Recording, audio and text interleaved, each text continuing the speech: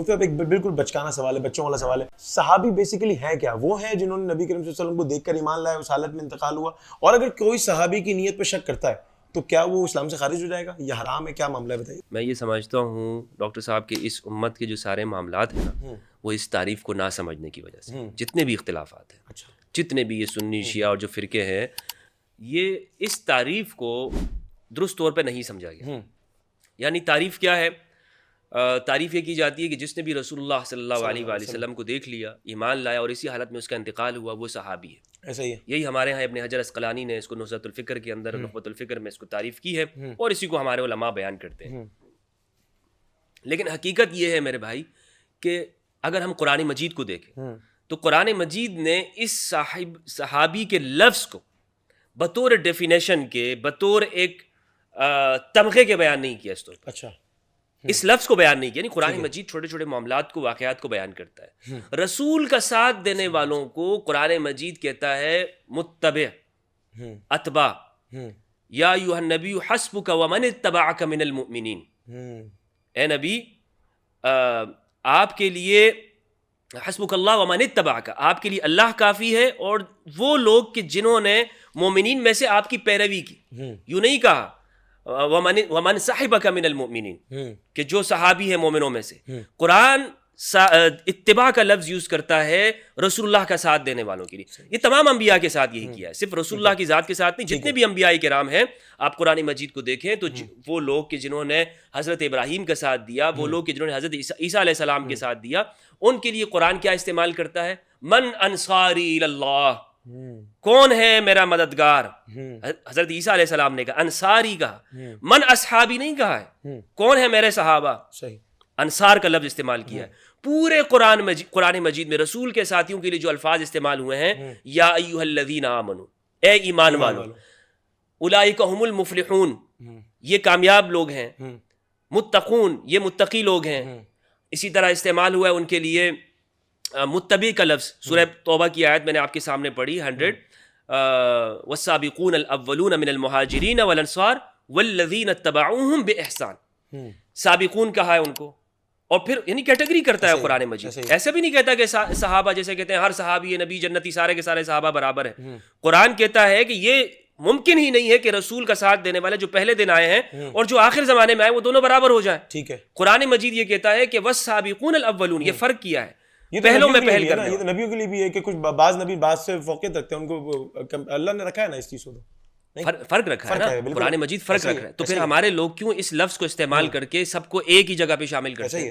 ٹھیک ہے، قرآن مجید فرق کر رہا ہے. مہاجرین کا لفظ استعمال کر رہا ہے، انصار کا لفظ استعمال کر رہا ہے، مؤمنون کا استعمال کر رہا ہے. اب میں آپ کو اس کی خرابی بتاتا ہوں کہ جو ہمارے لوگوں نے جو خرابی کی، اصل میں خرابی کیا کی ہے میرے بھائی؟ خرابی یہ کی ہے انہوں نے رسول کے ساتھ، آپ مجھے بتائیں رسول کے ساتھ جنگ کرنے والے کون لوگ تھے؟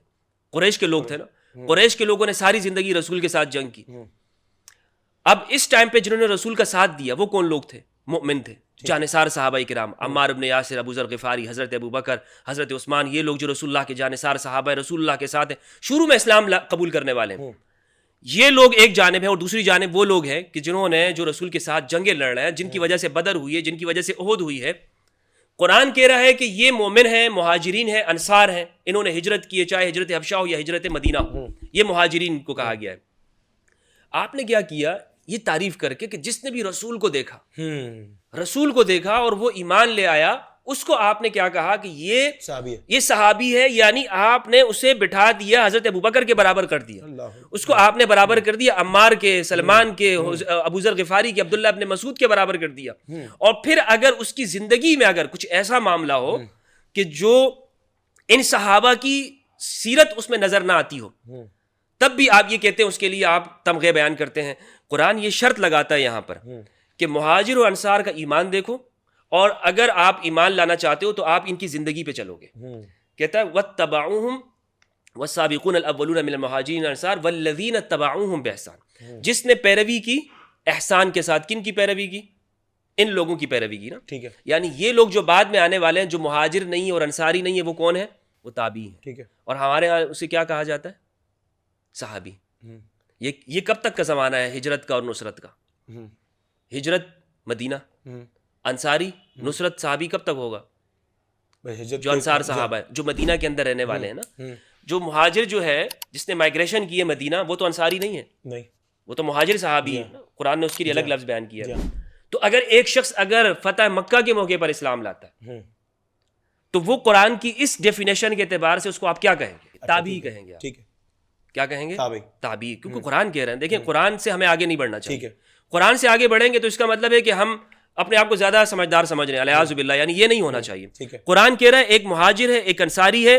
اب جو جس نے ہجرت نہیں کی, جس نے زندگی میں جس نے نصرت نہیں کی ہوئی, اور وہ فتح مکہ کے موقع پر جب اسلام غالب آ جاتا ہے وہ اب آ رہا ہے, تو اس کے لیے قرآن کہہ رہا ہے کہ یہ تابعی ہے.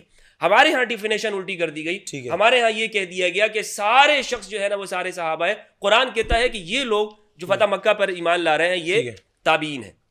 تو صحابی اسے کہتے ہیں قرآن کی تعریف کے مطابق. اچھا, قرآن اس اصحاب کے لفظ کو مومن کے لیے بھی استعمال کرتا ہے, کافر کے لیے بھی استعمال کرتا ہے. یہ صاحب کا لفظ ہے, یہ صاحب ہے, یہ لغوی معنی میں کہتے ہیں ساتھی کو. جیسے میں اور آپ بیٹھے ہوئے ہیں, ہم یہاں پر 1 گھنٹہ بیٹھے, 2 گھنٹہ بیٹھے, تو ہم ایک دوسرے کے صاحب ہیں. ٹھیک ہے. خود رسول اللہ کی ذات کے اوپر قرآن مجید نے صاحب کا لفظ استعمال کیا. قرآن مجید نے کہا وما صاحبکم بمجنون, کہ آپ کا جو ساتھی ہے وہ مجنون نہیں ہے. قریش الزام لگاتے تھے کہ یہ پیغمبر تو دیوانوں جیسی بات کر رہے ہیں, جنون والی بات کر رہے ہیں. تو قرآن نے کہا کہ اے قریش کے کافرو, یہ جو تمہارا ساتھی ہے کون؟ نبی کریم صلی اللہ علیہ وسلم, رسول اللہ کی ذات, یہ مجنون نہیں ہے. تو صاحب کا لفظ پیغمبر کے لیے استعمال ہوا. صاحب کا لفظ قرآن کے اندر ہی کافر کے لیے بھی استعمال ہوتا ہے. سورہ یوسف کے اندر ہے, حضرت یوسف علیہ السلام نے کہا یا صاحب السجن, اے میرے 2 جیل کے ساتھیوں, ارباب متفرقون خیر, کیا الگ الگ خدا بہتر ہیں یا ایک واحد قہار رب بہتر ہے. ٹھیک ہے. اسی طرح قرآن میں اصحاب الیمین, اصحاب الشمال, اصحاب الایکا, سورہ بروج کے اندر ہے اصحاب الاخدود. یہ اصحاب کا لفظ استعمال ہوا ہے. اچھے معنی میں بھی استعمال ہوتا ہے صاحب, ٹھیک ہے, اور یعنی ایک شخص کی حالت کو دیکھ کر اس معنوں کے اندر بھی استعمال ہوتا ہے. ٹھیک ہے. تو صحابی قرآن کی ڈیفینیشن کے اندر, میں تو اس گفتگو کے اوپر کہ میں نے جو علماء ہیں ہمارے پاکستان کے اندر, میں نے گفتگو کی دعوت دی ہے کہ آئے مجھ سے اس معاملے پہ گفتگو کریں. صحابی ہے کون بتائیں, ہم ایک جگہ پہ بیٹھ کر یہ اس تنازع کو ختم کرتے ہیں. اس بات کو چیپٹر کو کلوز کر دیتے ہیں. آپ یہ کہتے ہیں کہ شیعہ حضرات جو مسلمانوں کا ایک بڑا طبقہ ہے وہ صحابہ کو کافر کہتے ہیں, صحابہ کو نہیں مانتے. بھائی یہ پہلے طے تو ہو جائے کہ صحابی ہے کون, قرآن کس کو صحابی کہہ رہا ہے. آپ نے الزام اتنا بڑا لگا دیا مسلمانوں کے اتنے بڑے گروہ پر, اور آپ نے ان کو اسلام سے ہی نکال دیا. پہلے قرآن کے اوپر تو اس معاملے کو رکھو نا. آپ یہ کہتے ہیں کہ نہیں ہر معاملے میں قرآن ہونا چاہیے, کافی ہونا چاہیے, تو پھر ٹھیک ہے, پھر اس کو میدان میں بھی آؤ نا. قرآن کے مطابق اس کو اس ترازو کے اندر رکھتے ہیں اور دیکھتے ہیں کہ قرآن اگر میزان ہے تو یہ مسئلہ کیسے حل نہیں ہوگا. لیکن آپ قرآن کے اوپر آپ یہاں سے اٹھ کے نہیں, جو ہمارے علماء نے جو بات کی ہوئی ہے وہ آخر بات ہے. بھئی آپ کے علماء نے اگر قرآن کے خلاف بات کی ہوئی ہے اور پوری امت کو صحابی اور تابعی کا فرق غلط بتایا ہوا ہے. ہمارے یہاں اسلامیات کی کتابوں کے اندر بھی صحابی وہ ہوتا ہے جس نے رسول کو دیکھا, تابعی وہ ہوتا ہے کہ جس نے صحابی کو دیکھا. جی ہاں, میں جب بھی آپ نے مجھ سے سوال کیا تو میں ایک دم وہ ہو گیا, میں نے کہا یار ہمارے یہاں تو یہی قرآن تو صحابی کو بھی تابعی کہتا ہے. ایسے ہی جو رسول کے زمانے میں موجود ہے, رسول کو دیکھ رہا ہے, وہ بھی تابعی ہے. اگر وہ اس زمانے کے اندر کہ جب یہ بندہ جب صحابی تھا, رسول کی ساتھ ہجرت بھی کر رہا ہے, رسول کے لیے مدد بھی دے رہا ہے, اور یہ شخص مقابلے کے اندر کیا کر رہا ہے, ان صحابہ سے لڑ رہا ہے. ٹھیک ہے, ان صحابہ سے لڑ رہا ہے. آپ نے کیا کہا کہ یہ بھی صحابی ہے. قرآن تو ایسا نہیں کہہ رہا. اچھا, میں آپ کو یہاں پر ایک بڑا فرق بتاؤں. ہمارے ہاں یہ جو کہتے ہیں نا کہ فتح مکہ, اس کو بڑی وکٹری کہا جاتا ہے.